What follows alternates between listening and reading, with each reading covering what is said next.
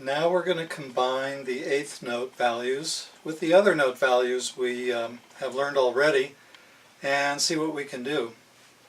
Across the top of the whiteboard here, I've written out a representation of what every eighth note in a measure looks like.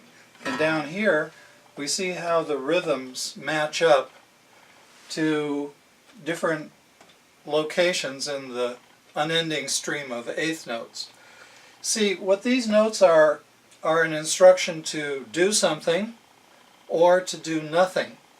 For example, on this half note here, we do something on the first beat, we do nothing on the second beat, and then on the third beat we do something. On the and of the third beat we do an eighth note, an off beat, and then on the fourth beat we also do something. We don't do anything on the and of the fourth beat. But the important thing to realize is that these are always here in the background. Okay, now this first rhythm, half note, two eighth notes, and a quarter note. I'm just going to use, let's make it an E major chord, because it uses all six strings. 1, 2, 3, 4. 1, 2, 3, 4. Let's try this rhythm at the bottom here. You do something on the first beat, you do something on the second beat, and then on the remaining two beats you play on the beat, the off beat, the beat, and the off beat. The count is 1, 2, 3, and 4, and. Second rhythm. 1, 2, 3, 4. 1, 2, 3, and 4, and. I think you can begin to see what a great rhythm calculator the strumming hand makes, and you'll see that even more when we get into syncopated rhythms. We're back with a couple more rhythms now.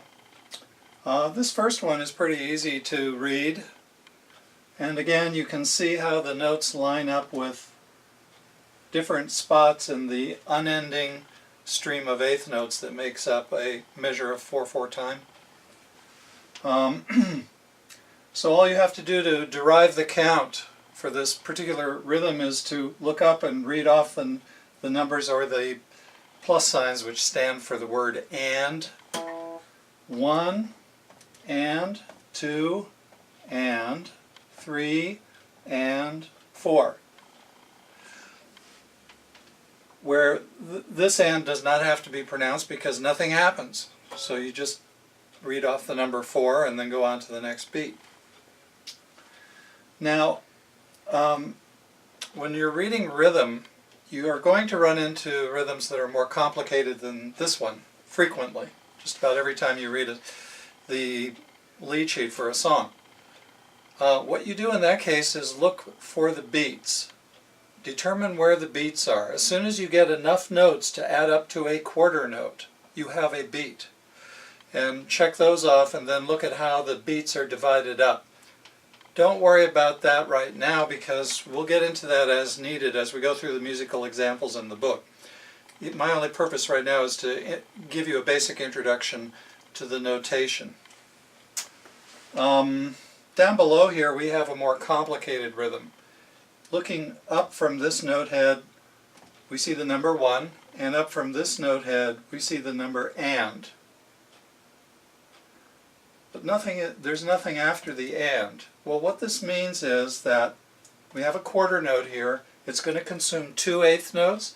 Each of these is an eighth note.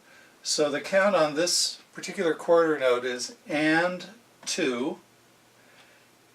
And then this eighth note head belongs with this and after 2.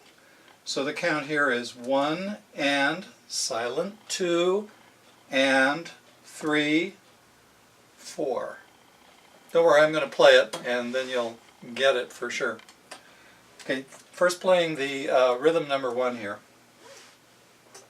Again, I'm going to use an E chord.